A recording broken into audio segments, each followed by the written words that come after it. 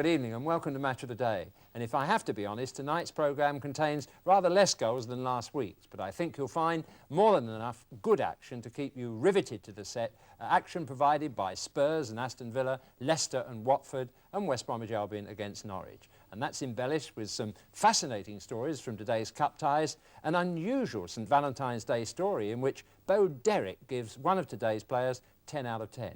And the other men of the moment, Mickey Droy, captain of Chelsea, who sensationally eliminated Liverpool, and Graham Turner, manager of Shrewsbury Town, conquerors of Ipswich Town, tell us about their staggering performances too. And the facts behind those sensations: Chelsea beat Liverpool 2-0 with goals by Peter Rhodes-Brown and Colin Lee, while Shrewsbury knocked out the other cup favourites, Ipswich 2-1, the scorers Steve Cross and Jake King. There's also news tonight that World Cup holders Argentina could be without 9 star players for the finals in Spain.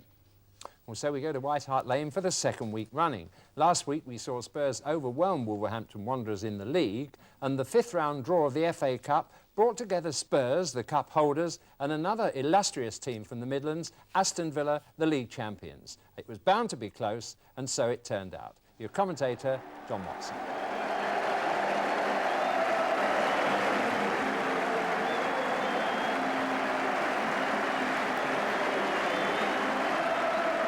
It's proving quite a week at White Hart Lane.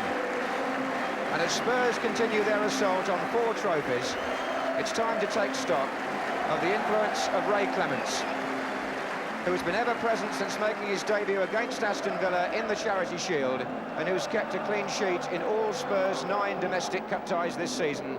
That's 810 minutes of cup football without conceding a single goal.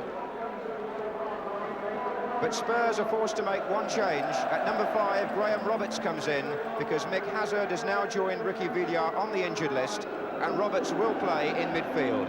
Steve Archibald is again named as substitute. Aston Villa are under the caretaker control of Tony Barton after the resignation of Ron Saunders, and with Colin Gibson and Gary Shaw still not fully fit, there's just one change, and that's at number 11, where Tony Morley comes back after being dropped, suspended and transfer listed.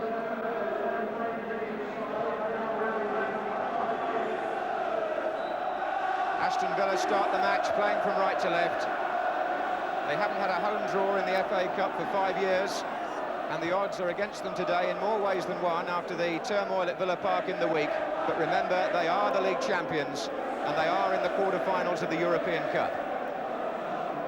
Second from the left as we look, in the lighter raincoat, Tony Barton, the acting manager of Aston Villa, and to his right, Roy McLaren. This is with. Now Ken McNaught. Number 3 is Williams.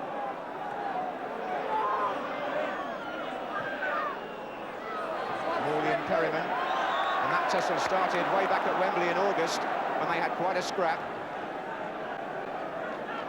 And Perryman there was the offender.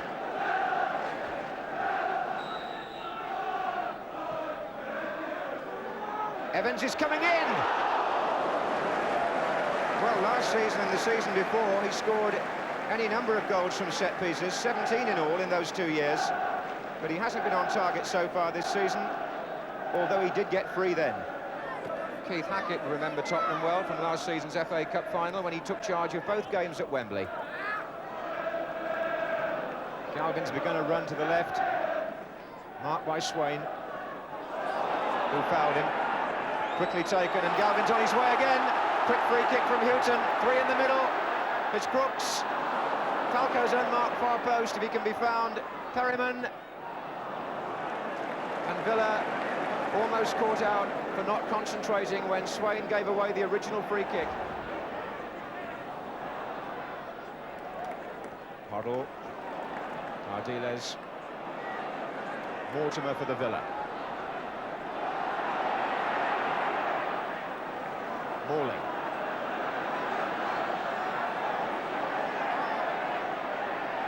Morley made room for the shots.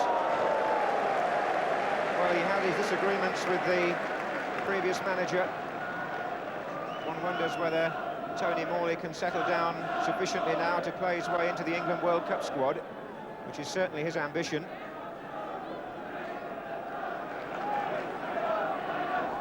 Houghton. Roberts. Oh, that's a case of the bite a bit rather there. Roberts, who was guilty of a trip a little earlier, fouled this time by Gordon Cowans.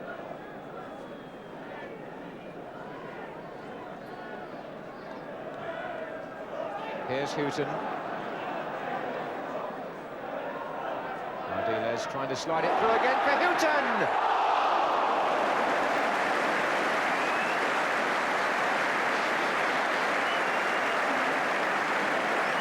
Chris Houghton scored a goal in the FA Cup 5th round exactly a year ago today against Coventry, and he might well have scored there. So Galvin this time. Up goes Roberts with the goalkeeper and fouls him.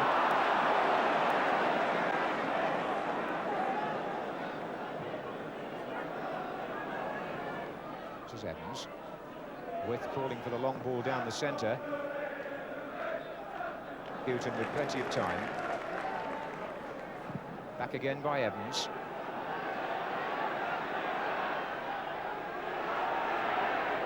And a foul by Geddes on Houghton.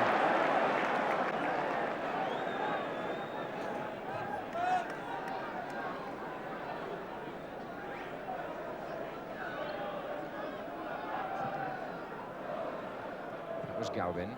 And here's Crooks.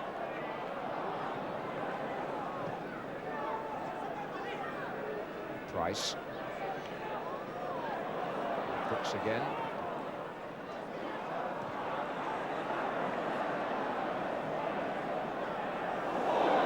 Put up by Des Bremner.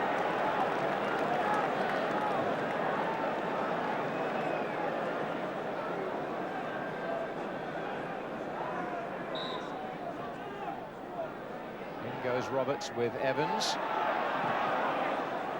Back by Ardiles, on by Hoddle. Price now. Houghton. Price to Ardiles. Price continued his run superbly there. He found Crooks in the end. And Falco!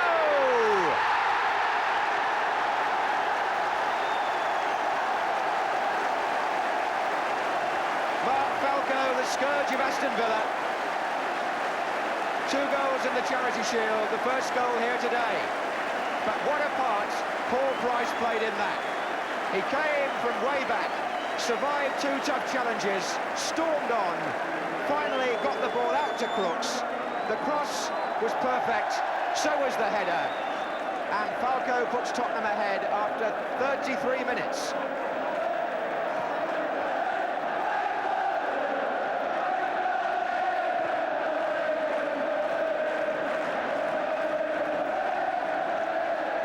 Bremner.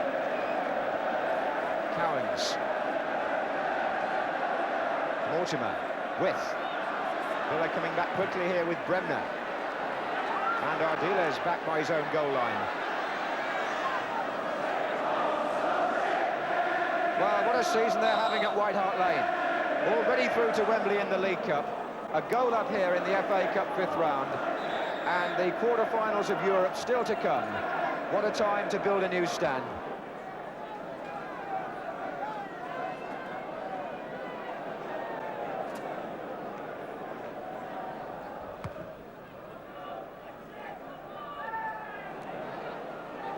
Here's Roberts. Oh, and Rimmer seemed to go late. The important thing was that Rimmer made it in the end.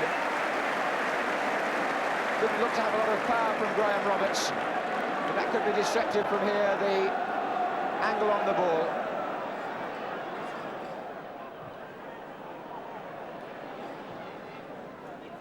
Geddes. And a good break by Aston Villa this, particularly on this side with Tony Morley, as Bremner takes on Houghton on the far side. Villa have got 5 players forward now, but Houghton defending well.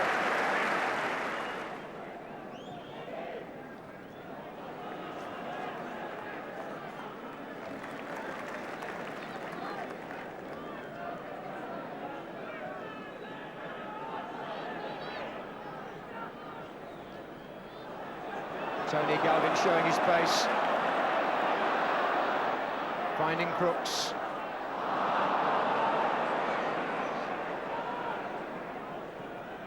Nicely played there between Mortimer and With. And now Morley.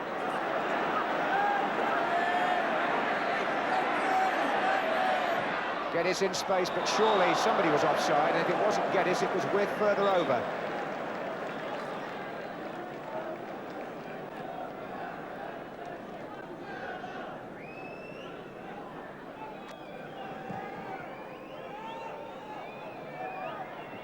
Roberts. Here's Cowans. Roberts thought he should have had a free kick, but it won't matter because the referee blows for half-time. With Spurs leading by 1-0, scored in the 33rd minute by Mark Falco. A fair reflection of their superiority, although Aston Villa have certainly lacked nothing in determination, and so far it's been a good cup tie.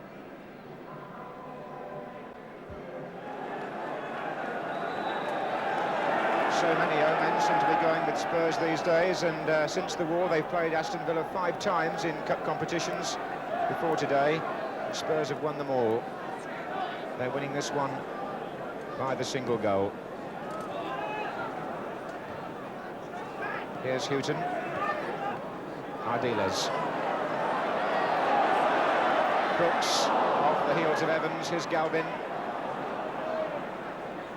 Character was a word often used in conjunction with Aston Villa when Ron Saunders was the manager, and there's no reason why it should change in a matter of days.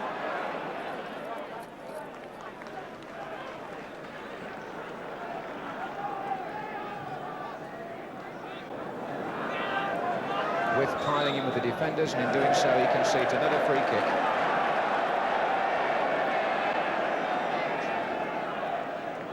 Houghton.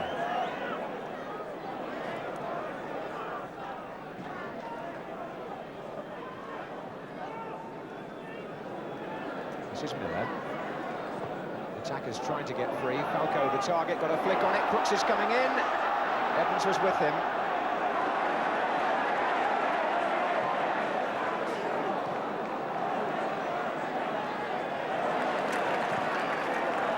Galvin.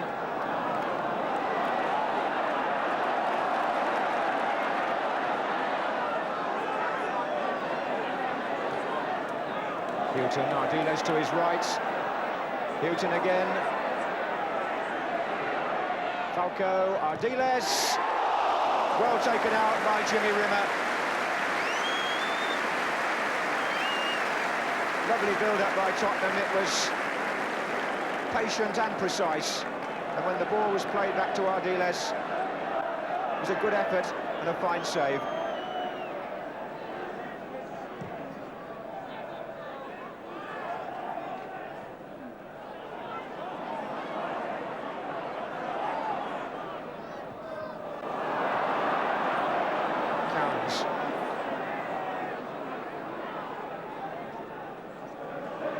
Steve Archibald very pensive, wondering perhaps when his chance will come to get back into the first team action.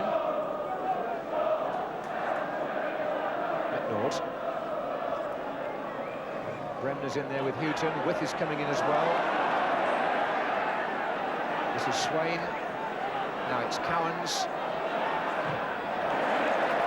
The block was by Roberts. And this is Mortimer. Bremner.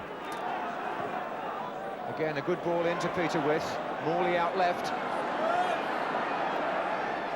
Tricking his way inside to still Morley. Mortimer now. And wide again for Swain. With coming, and so too is Clements. And Clements goes down, and Peter With apologising profusely. Real old-fashioned collision between goalkeeper and centre-forward, but the important thing from Clements' point of view was that he got the ball away with that punch.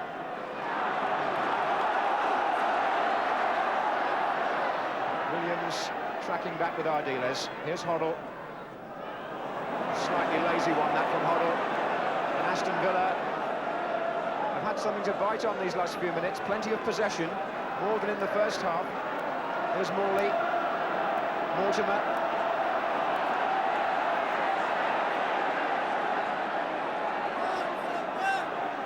Bremner with Swain taking on Galvin, and Tottenham will be pleased to see that go out for a goal kick, because those last few minutes were somewhat breathless back there. And Clement's punch, as Peter With closed in, was an important piece of goalkeeping in a tight match.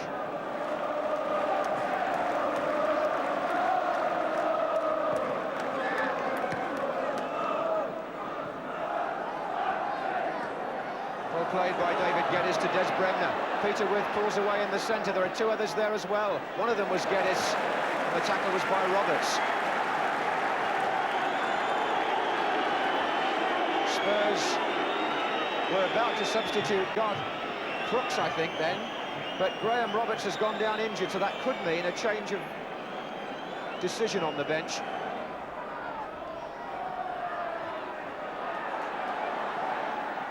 Back again with Gordon Cowans, and they're still in there. One of them was Ken McNaught, who took a tumble, came out to Morley. Hoddle got the ball away for Tottenham. Here's Crooks.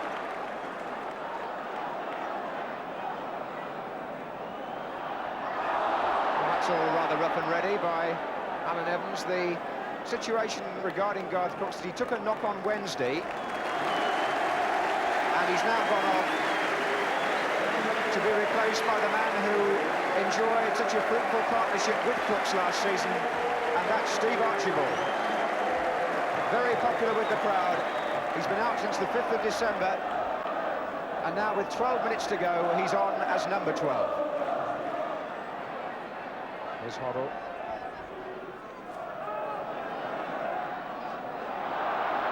Nicely done by Hoddle. Can he pull it back? Dear me.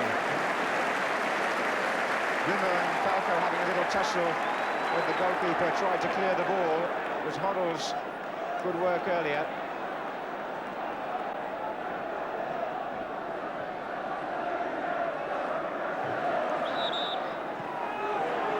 Bremner.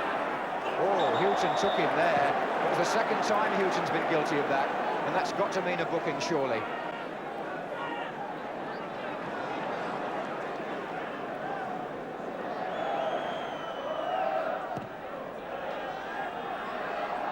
Evans is up there, so was With. This is Morley.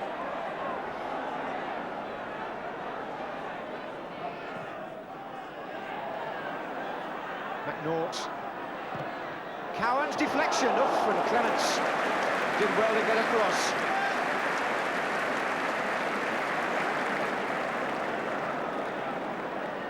It's in tight matches such as these that Ray Clements' presence has made such a big difference at times for Spurs this season.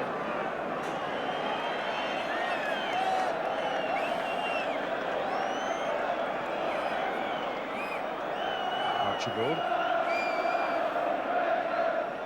Roberts charging through the midfield and overcommitting himself, giving Evans the chance to break for Aston Villa. Morley's on this side now.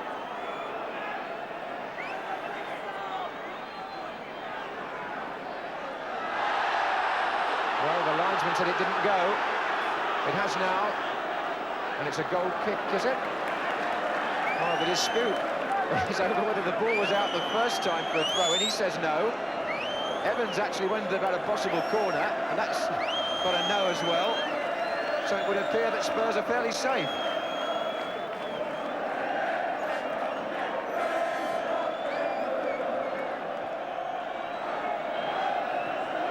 Galvin to Falco. Well, I think Alan Evans has been possibly the man of the match, even though it looks as though he might finish on the losing side. He can't wait to get on with it.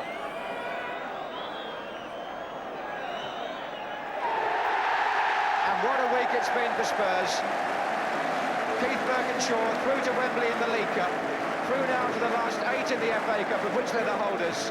Falco's goal decisive in this match, and for Ray Clements the record goes on. 900 minutes of League Cup and FA Cup football this season without conceding a goal. No wonder the crowd sing at the end of another successful cup tie. for the club that can apparently do no wrong in the cup. Spurs, whose supporters celebrate a narrow but deserved victory. Well, on the face of it, another perfectly balanced cup tie coming up between Leicester City and Watford. Knowing the managers involved, I wouldn't expect to see any penalty points deducted for slow play, but as we've seen before, neither team lacks the flair to grace the big occasion, nor does your commentator Barry Davis, I'm sure. A look around Filbert Street confirms the appeal of the FA Cup. A crowd nearly 3 times as large as that which watched the league meeting between these sides, admittedly on a cold day back in December. And on the field, 2 men with a taste of cup success. Indeed, in the case of Pat Rice, he's made a real meal of it with 5 Wembley appearances. And back in 1971, he had in the same team Eddie Kelly, who was credited with the first Arsenal goal in what was their double year. And Kelly passed a fitness test this morning, so the Leicester City side is unchanged, including at number 3, Paul Fryer, who began his run when Leicester beat Southampton in the 3rd round of the FA Cup. Watford also unchanged. They've already disposed of Manchester United and West Ham, and in the league drew here when Ross Jenkins scored the equaliser. George Tyson of Sunderland is the referee. And on paper, this is the 2nd division of the FA Cup. But the winner here entitled to fancy the chances of representing that division at Wembley come the end of May. There's Mark Waddington, the Leicester skipper. On by Young, Terry didn't follow him. Young once more, and here's Andy Peake. Kept it down well, and so did the keeper. And Young coming away almost to the centre circle, starting that, and Peake finding space on the right. Hit it well, and Sherwood got down well. Barnes.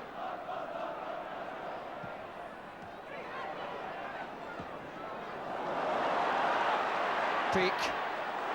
That's a better touch. 3 in the middle. Williams! And it clipped the foot of the post. Lynex who crossed, Williams who finished, but it was the pace of the pass from Andy Peake which changed the pattern of all of that, and the move was set up from that point.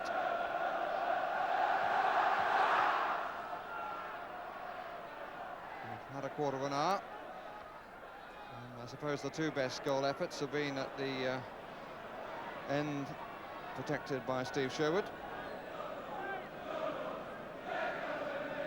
See, it's absolutely teeming down.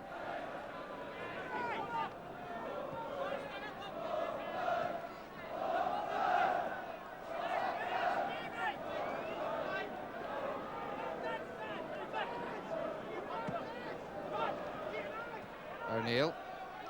Peake. Good dummy turn, but he's got a lot still to do. Pace of Blissett and of Fryer. And Blissett has found it. And Barnes, it just, I think, got a flick off Tommy Williams.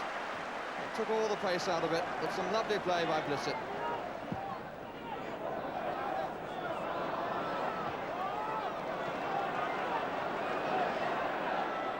Everyone moving away from Peake. That's why. Lineker.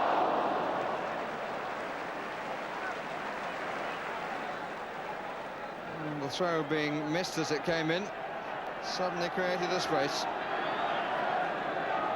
Lineker wide.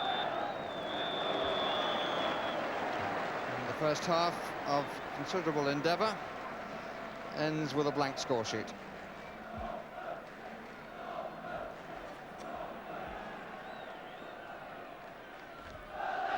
Smile from Graham Taylor as he takes his place now on the bench.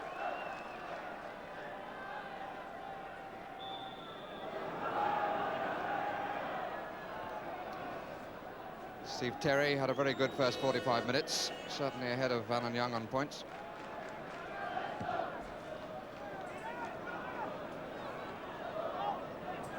There's Taylor.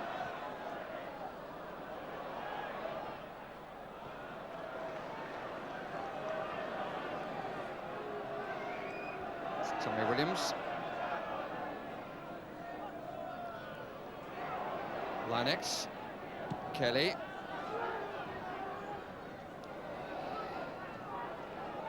Certainly a lot of the ball in the air in the first period.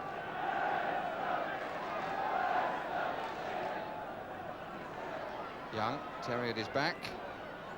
Peak, Linex. Rostron. Looks as though he's found himself a new role at left back.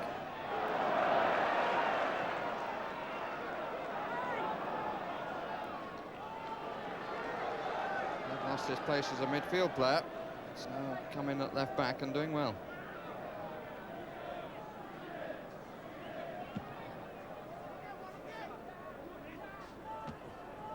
On by Lineker. Young.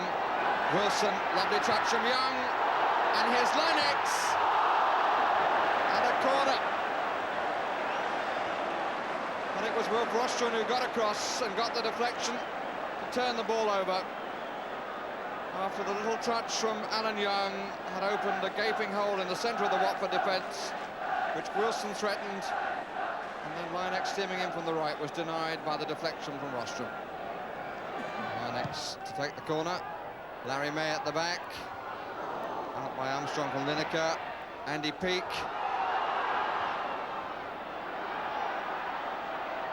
Peake once more. Corner.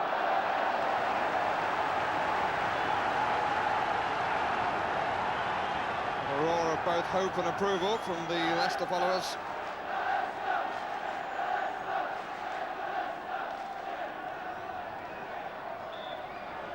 May coming away from the line and now going back in. O'Neill! And John O'Neill, the man who wanted away, has given Leicester City the lead in the 49th minute.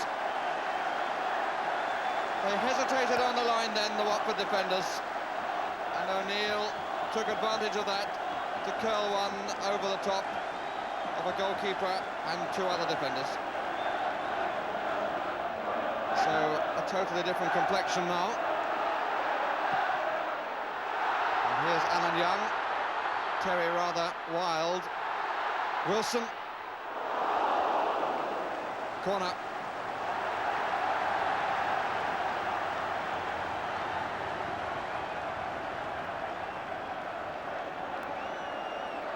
Leicester City have found some inspiration at the start of the second half. A match which certainly needed that quality. It was hard and combative, but not too much more.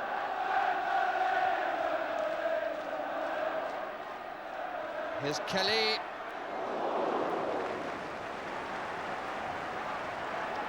Just one to produce anew. Graham Taylor, Watford's manager, got to make use of another talented teenager, Jerry Armstrong, being replaced by Nigel Callaghan. Bissett now playing up alongside Ross Jenkins. Barnes to his left.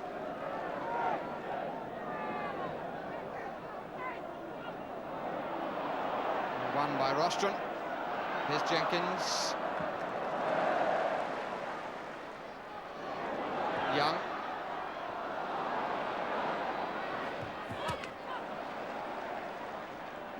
Fryer. Young. Good challenge. And that's for Bissett. They arrived hopefully, but not successfully.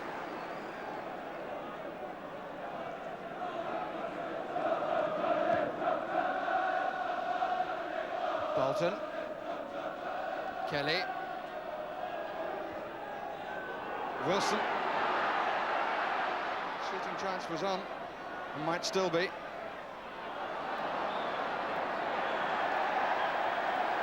Free kick given against Lohman. Referee didn't like that challenge.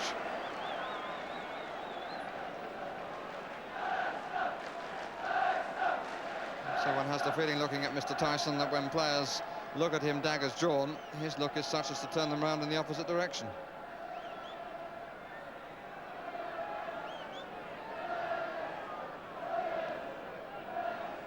Sherwood's left post and area covered. Wilson going to have the crack. It's a good one too.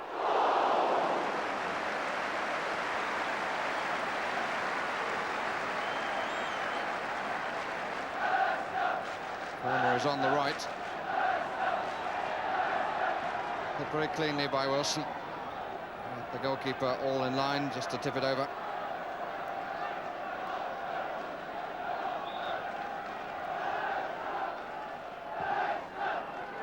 May's come away again. Jenkins, and the first touch for Callaghan.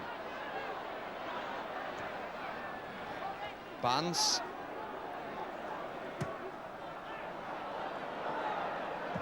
And Rice lost it, and it's Curl. Won by Young. Line X, they've got players over here. This is Wilson. Good challenge again by Rostrom. Really timed it to perfection, and he had to.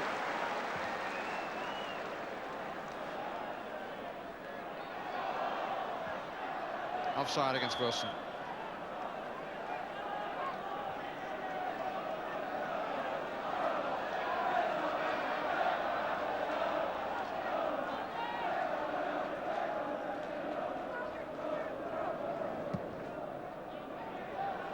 Jenkins. Barnes on the roof.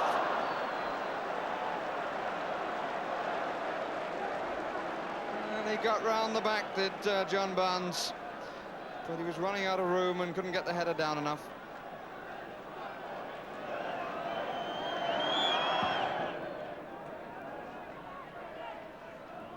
Again, Terry really nowhere near the ball.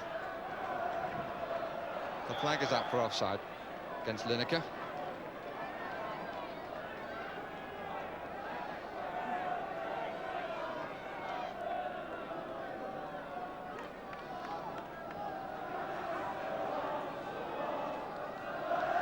Goal was O'Neill's first of the season. Jenkins struggling with May, seemingly holding him up. Blissett! Corner given. And the referee talking to Mark Wallington, who certainly was complaining. I must say, if he'd have given a verdict there other than the corner, I think the free kick would have gone against Watford. I thought that Wallington was fouled then.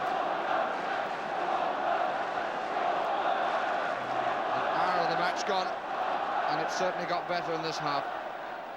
And Terry's come away to meet it now if he could get there, but it was well out by O'Neill. Taylor. And here's Callaghan!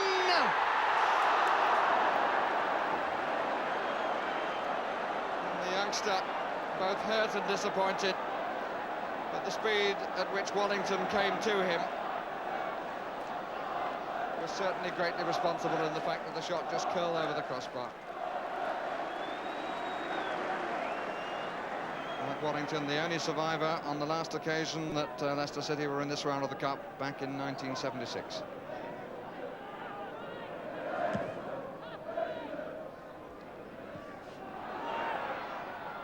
Young. Sherwood to meet. But by pulling away from his marker, Young is finding much more space and using the ball much more effectively.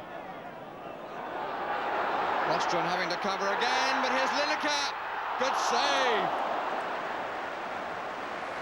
Just got a finger to it as Lineker moved off to the right. Rostrom on that occasion very nearly set up the attacker.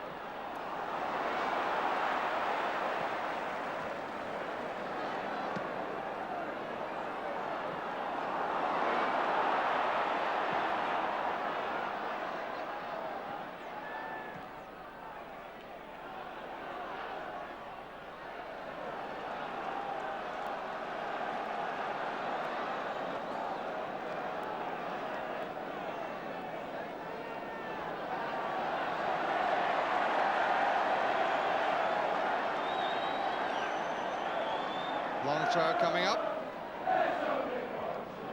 by Williams, but not terribly well. Bolton! Kept it down, hit it very hard. Wellington all in line.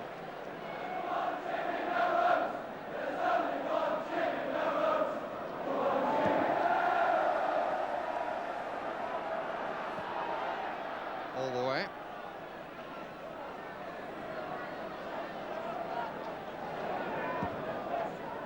And Leicester moving up and catching at least 2 Watford players offside.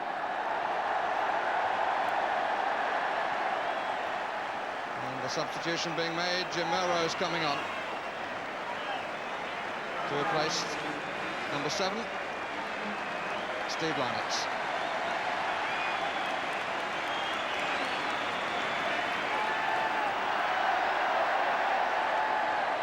So each side has played its last card. Leicester lead by the only goal so far. But the second half, so much a better contest. Eddie Kelly taking some covering positions. Callahan. And again, Rostron, the last man.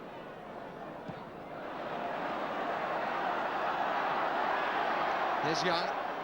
Terry with him. 2 attackers, 3 defenders in the box. And another corner.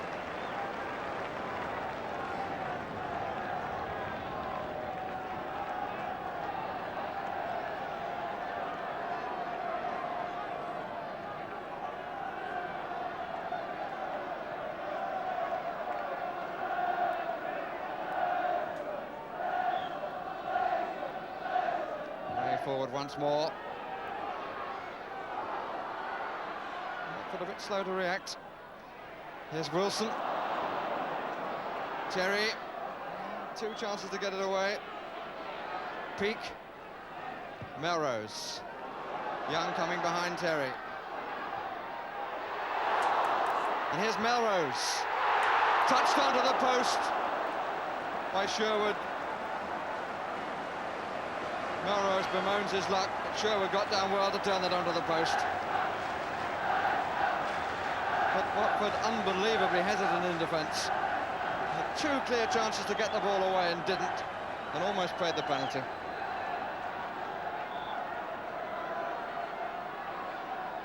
Cup hopes hanging by a thread at the moment. Young, and Lineker over the angle.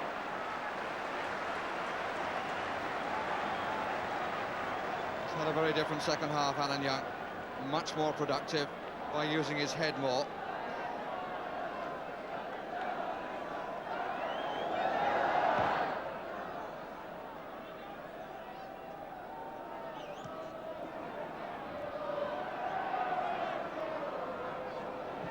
Kelly. Lineker. Melrose in the middle. 2 others coming in. One of them was Young, who completely missed his kick.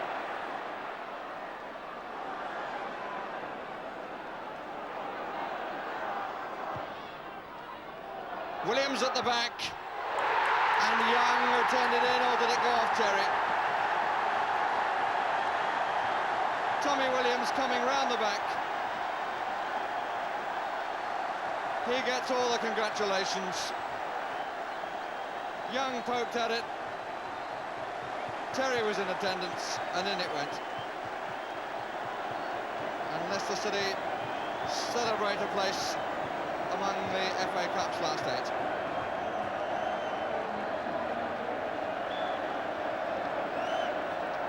There's Callahan.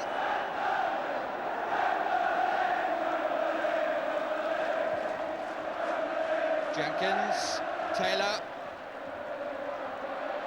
Chase for Lohman.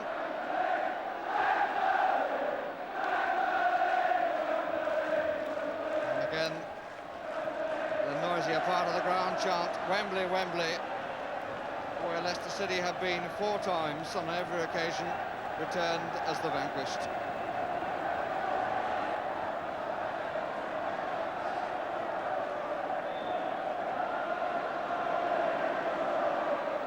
Terry again has come away. Challenged. Just a punch and over the top. Out of bounds.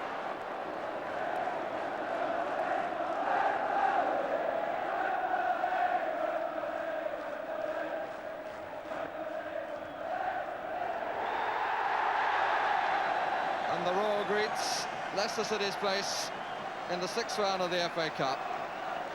It's an old cliche, but it's true. Watford can now go and concentrate on the league and cementing their place in the 2nd Division battle for promotion. Leicester City celebrate Alan Young, a totally different player in the second half, as indeed was the match. The whole complexion of the match changed when O'Neill scored the first goal in the 49th minute, and they got a second through the unlucky Steve Terry, the ball going off his leg and past Sherwood in the 79th minute. So the final score, Leicester City 2, Watford 0. Well, Watford had their noses in front of Leicester in the promotion race, and Leicester, by beating them today, and as Barry Davies pointed out, helped them be single-minded about reaching the 1st Division. But the other outcome is that there could be only 2 matches between 2nd Division Leicester City and Wembley, a happy prospect for manager Jock Wallace. Well, I'm not too good at smiling, but I'm smiling tonight because I was proud of my lads today. They done a great job. A great professional job because they kept their concentration and their attitude was right all the way through, so I'm quite delighted for them. Was it the sort of game you expected? Yeah, we knew that what's the name, Watford had done a great job against Southampton last year, and we'd done one this year, and it was that kind of a battle of the giants type of thing. We play a lot of ground football. They play their up and under kind of stuff, and it's very effective for them, and we have to combat them because they've got big lads. But at the end of the day, I thought we just shared it on chances, and I can't tell you how pleased I am for these lads, because they've worked hard, and I'm a hard taskmaster, I would think, because I moan and groan and very little praise. But they keep battling on, don't they? The goal early in the second half gave you a chance to show what you could do, didn't it? Well, it settled them a wee bit. I felt it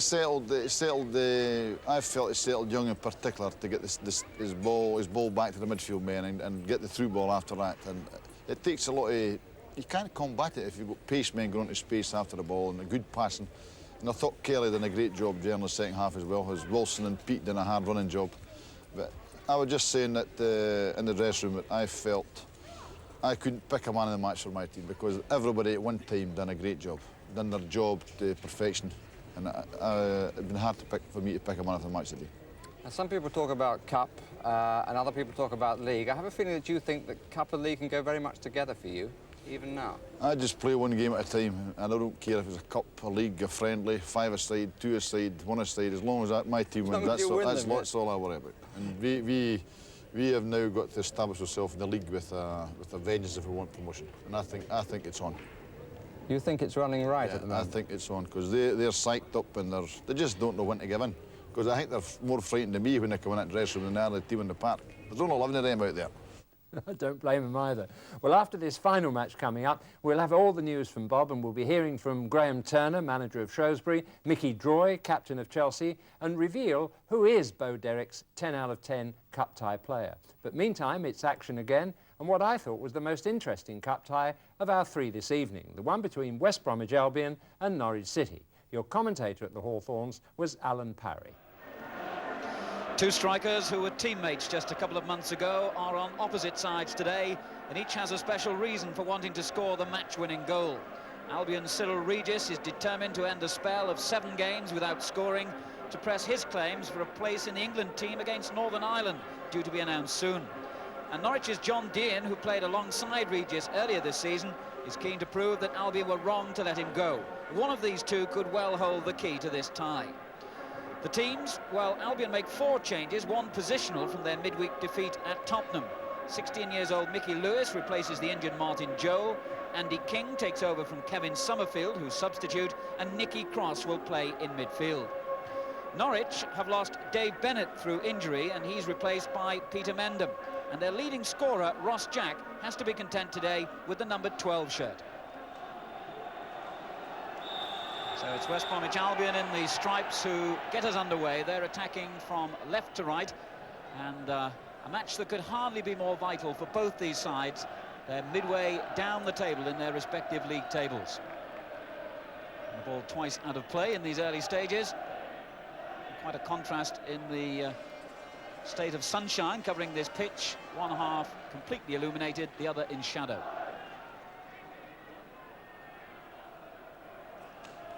Today's referee is Mr. Joe Worrell of Warrington in Cheshire. A good early break here by Albion, cut out well by Watford for Norwich. Dean prevented the ball crossing the line, but could only concede the throw further up.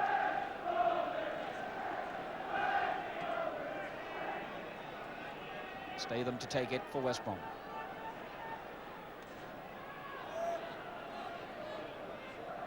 Who is turning well and finding Regis. Great roars from the Norwich fans for that incisive piece of play by Peter Mendham.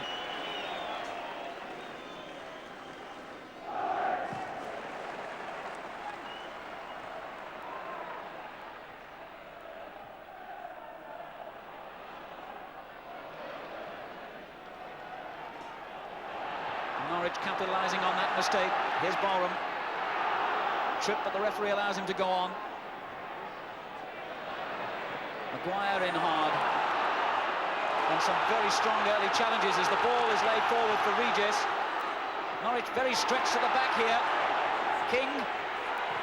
Good save. Well, Norwich really were stretched at the back then.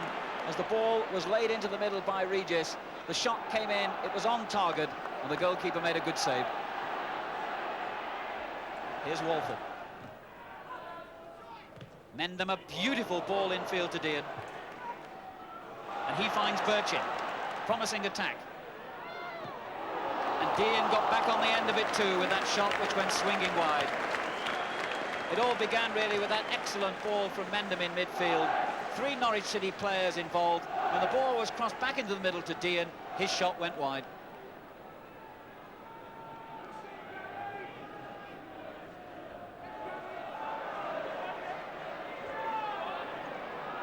Norwich getting players back well when Albion attacked them. But this is the way to beat it. A defender like Robertson coming through and laying it on for Regis. And what a fine tackle by Downs. The ideal way to beat a packed defence which Norwich were presenting then. Robertson coming all the way from the back, laying it on for Regis. Downs' tackle was a saviour. And here's Owen. The corner quickly taken. Knocked in towards Robertson, back into the danger zone, and O'Neill got it clear. Norwich under pressure themselves for a moment. Statham. And Greg Downs really then made a tackle that saved Norwich a goal. Read the flick on Andy. Andy. Jerry Summers imploring the Albion players to do better. Here's Cross. Lay off by King, and Cross with that very good effort from all of 25 yards. Took the 1-2 and delivered that shot, rising all the time, but from that range it was a good effort.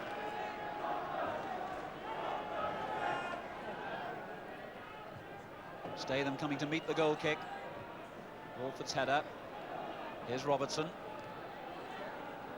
Regis taking it well on the chest, and a lovely piece of control by Regis. Oh, and what a great shot! Oh, one of the goals of the season. Cyril Regis. What a way to end a barren spell. Cyril Regis, who's gone 7 games without a goal, scores an absolute beauty. He took the ball on his chest, turned beautifully, went forward, and the shot was absolutely devastating. 24 minutes gone, Cyril Regis gets his first goal since Boxing Day, and it was worth the wait. West Bromwich Albion 1, Norwich City 0, and they'll talk about that one for quite some time. And Ron Greenwood is given food for thought, I'm sure, as he considers his squad for the match against Northern Ireland. And with the injury too to Paul Mariner, Regis couldn't have picked a better moment to score a goal like that. An absolute beauty. So, Norwich have to try and pick themselves up from that. And here's O'Neill. It runs loose to Dean. He's got to go some to equal that now. Offside. Well, we were saying before the kick-off that Regis could be the man to decide this tie. And with a goal like that, if it is the only goal, if it is the winner, it was a goal absolutely worthy of winning any match.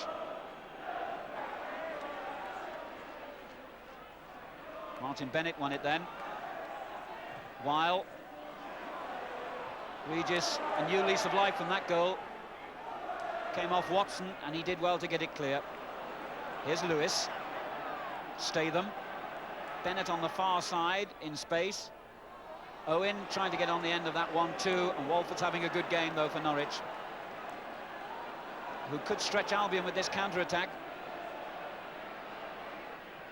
O'Neill feeding it to Barham. Birchin and Dean in the middle, and it comes to Mendham, and the header was brilliantly saved by Grube. Albion still not clear of danger, but Regis won it back well. Mackenzie playing it to King. Owen is free on the left. Regis will chase and is onside. Norwich all at sea at the moment. Two in the middle for him. Oh, what a good saving header again by Walford. So in the space of a few seconds, near misses at both ends. Mendham with the diving header, well saved, and then that clearance by Walford, and Albion themselves were stretching Norwich. Barham on the right.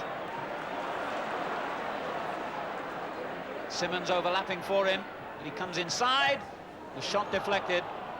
Statham in a bit of trouble here, and he's really run into an impossible situation, that Statham, and was lucky to survive it.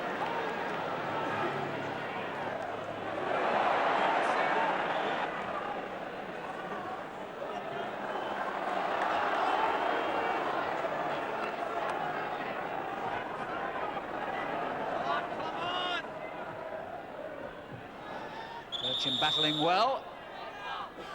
The referee right on hand to intervene then and award the free kick. Or is he going to? Yes, he's decided on a bounce-up.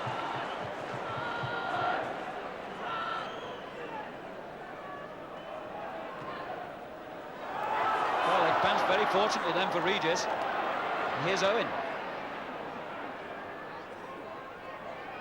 Well, he ran completely into trouble. O'Neill.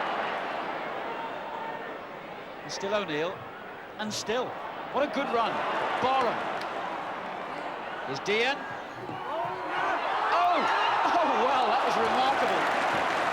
Drew can't believe it, neither can Dean, and Mendham, who got the touch on, saw the ball deflect off the goalkeeper, and then it somehow or other came back and ended up in Mark Drew's arms. But O'Neill is the man who takes credit for a marvellous run down the right to set up that attack, which indeed is the final attack of the first half. So Drew a little bit fortunate in the end that he's able to keep a clean sheet, but this man, Cyril Regis, will be the player they're talking about around the Hawthorns at half-time. A quite stunning goal, and one which brings a smile to his face, and a scoreline of West Bromwich Albion 1, Norwich City 0. Well, the vagaries of a British winter perfectly seen at the Hawthorns. We started with half the field covered in bright sunshine. Now, at the start of the second half, there are hailstones falling, would you believe? So the referee checks with the linesman, and it'll be John Dean to get this second half underway, having been massively overshadowed by his opposite number 9, Cyril Regis, in that first half. And while one of the reasons for that, he marked him well.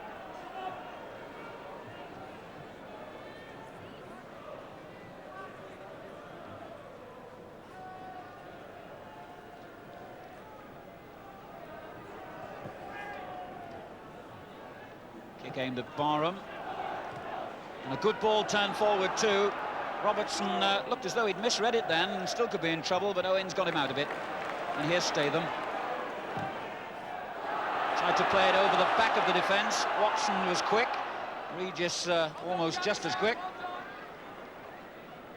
These sides, incidentally, have only met surprisingly once before in the FA Cup, in season 68-69, when Albion won here by 3-0. A little bit scruffy and scrappy in midfield at the moment. Finally, it's O'Neill who brings it away. This is Barham. Mendham.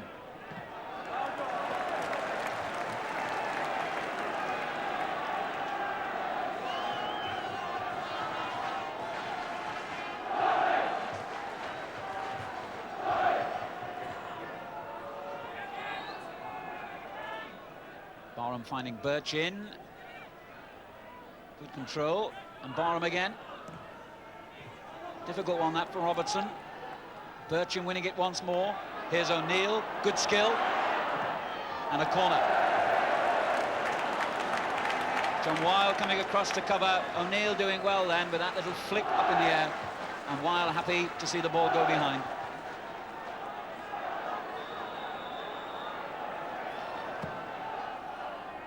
Oh, a fine header, and it was only just over the crossbar, and no wonder then that Steve Walford and Dave Watson posed so many problems as the ball was played high in the air. The Albion defenders watching those two, and Birchin came in and headed it just over the bar.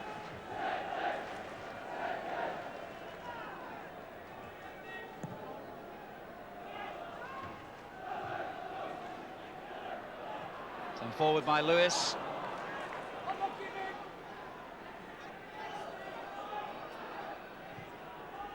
Barham. Simmons again. Given away. Here's Owen with Regis. Oh, good skill.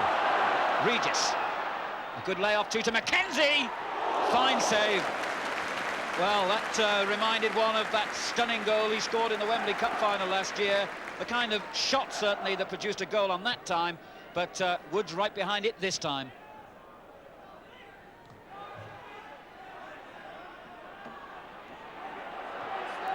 Norwich just can't get things flowing in midfield at the moment.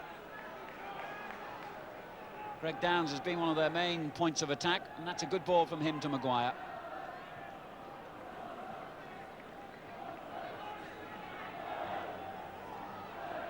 Here's O'Neill. Dangerous looking ball into the middle, well cleared by Weil. Maguire piling the pressure on again though. Birchin's cross, Mendham unmarked, and here's Dean, and it comes loose to Barham, and still Dean and Mendham again, and in the end Mackenzie gets it clear. Well, that was an anxious moment indeed for Albion, with Norwich getting 3 snaps at that loose ball, and in the end Mackenzie was the man who got across to clear. And Mark Barham, the man very much at the heart of that piece of action, took a rather painful knock. Ross Jack, the substitute, who in fact is Norwich's top scorer and who scored the 3rd round winner at Stoke, looks as though he's about to come on.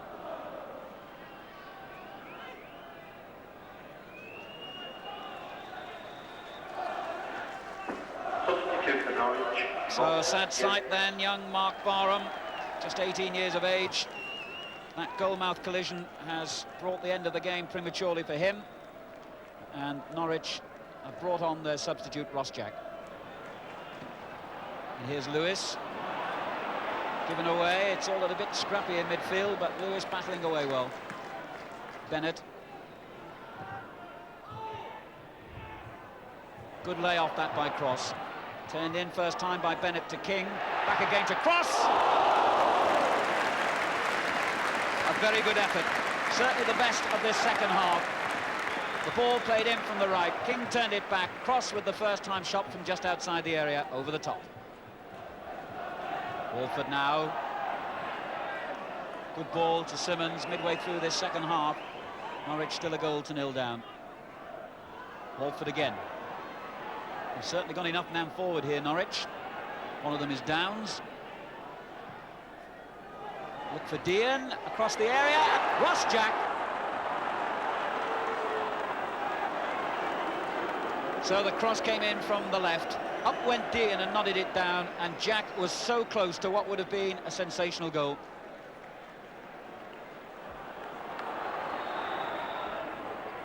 This is Downs. Cross intercepting. The linesman has flagged, but the referee has said play on. Now he's whistled. I don't think he saw the linesman at first. Mr. Worrell allowed Owen to go on for what looked like a 1-against-1 situation with the goalkeeper, but then suddenly cut him short with the whistle. Free kick given. Downs kick. Here's Dean. Mackenzie forward. Cross chasing. Is he quicker than Watson? Well, he's got there first anyway. Mackenzie back on the end of it. Good save. Well, Cross and Mackenzie combining well then, and the ball was laid into the path of Mackenzie. He hit it hard, but Woods parried it away.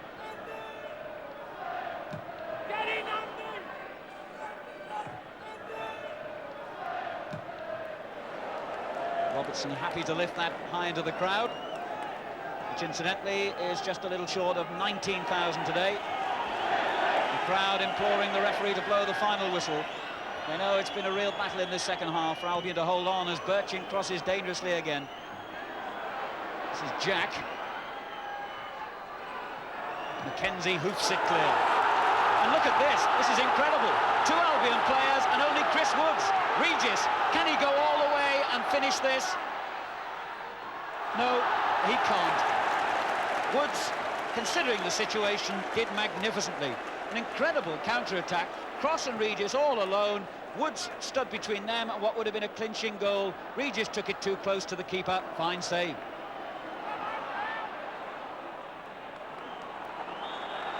But that's the final whistle, and Norwich's brave battle, and they did battle well in the second half, ends in defeat. Not a game of the greatest quality, perhaps. A typical cup tie in many ways. Few chances. And one that did go in was created by the genius of Cyril Regis.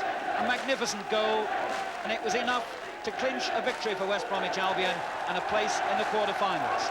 The final score, West Bromwich Albion 1, Norwich City 0.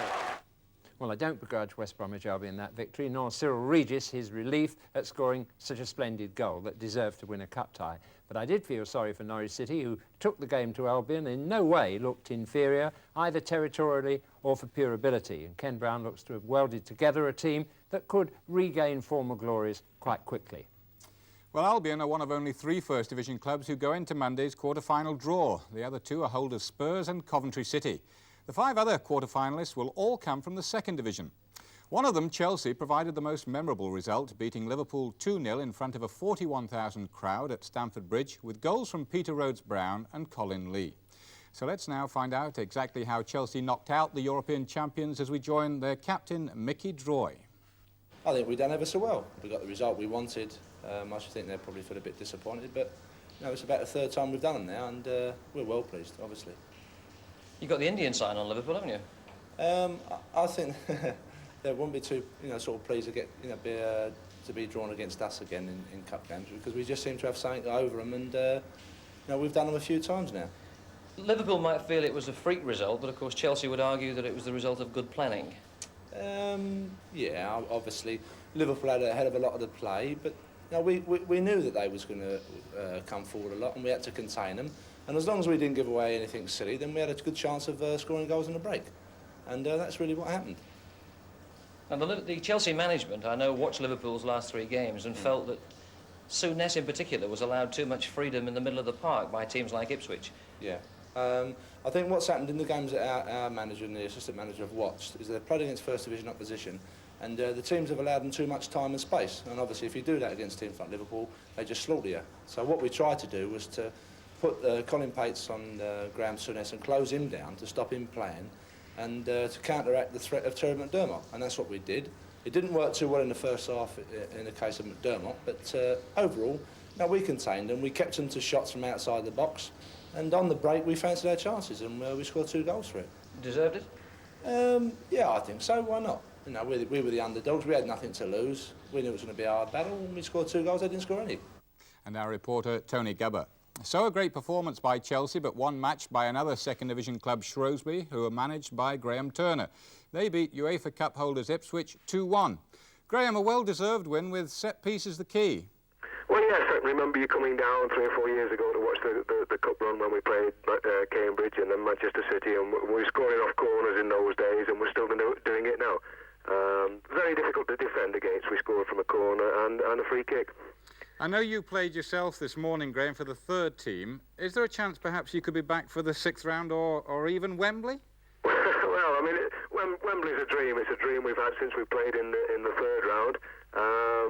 It's getting closer. I don't think there's any reason to change that, but I've been out for a long time this season, and obviously I'm trying to get match fit again. There's always a chance, but the way the lads played today, there's you know, they'll continue to play because they did such a fine job. So Shrewsbury, one of 9 teams who go into Monday's draw, and also one of the 6 who've never won the Cup. The others, Coventry, Leicester, Queen's Park Rangers and Crystal Palace or Orient, 2 teams who replay on Tuesday, kick off 8 o'clock, after the only draw of the round, 0-0. The other 7 ties were all won by the home side, and that's a 5th round record. Coventry knocked out the last 3rd Division club Oxford, with Gary Thompson and Mark Haitley getting 2 goals apiece in an impressive 4-0 victory, which I can tell you did little to help Jimmy Hill's bad shoulder, as it had him leaping around the room. There's one cup tie we haven't mentioned tonight. Queen's Park Rangers' 3-1 victory over Grimsby. Simon Stainrod set Rangers on their way with his 18th goal of the season. In the league, Kevin Keegan scored his 21st goal of the season to help First Division leaders Southampton to a 2-0 win over Nottingham Forest. But with Manchester United winning 1-0 at Wolves with a goal by Gary Birtles, Southampton's lead at the top remains 2 points. Manchester City go 3rd after beating Brighton 4-0, and Arsenal moved up from 7th to 4th following their late 1-0 victory over Notts County. In Division 4, one result this evening, Torquay 0, Wigan 0, and that means Wigan stay in 2nd place behind Sheffield United on goal difference. United went top this afternoon after beating York 4-0. Pools, and although there were 10 score draws on the coupons, dividends will be fairly good. Claimed by Telegram for 24 points, the numbers 12, 13, 15, 27, 35, 39, 47, 48, 49 and 53. Finally, a possible World Cup disaster for Argentina. Today, 9 of their squad, including captain Daniel Passarella and striker Mario Kempes, were suspended by their club River Plate over a pay dispute. The suspension could be for a year, and if the Argentinian FA follows suit, the 9 players could all miss the finals in Spain. What's the betting that doesn't happen? Well, 9 teams go into the hat on Monday, and astonishingly, only 3 of them from the First Division, the least number in 51 years. And it seems that anything can happen in this season's FA Cup competition. For instance, a striker could wake up in the morning dreaming of a goal and a Valentine card from Bo Derek. Not a bad way to wake up either, I'd say. But Cyril Regis, West Brom striker, announced in the paper this morning that he would rather score a goal than have a Valentine card from Bo Derek. Well, Cyril got his goal, but with a little bit of ingenuity on our part and a bit of cooperation and charm from the lady concerned, we managed to make both dreams come true. Good night to you. Cyril, this is Bo Derek from California. Jimmy tells me that your game today deserves a Big 10, and your goal especially. So it's my pleasure as a fan of all sports to send you this special Valentine. A big hug and a kiss from me. Regis taking it well on the chest, and a lovely piece of control by Regis. Oh, and what a great shot! Oh!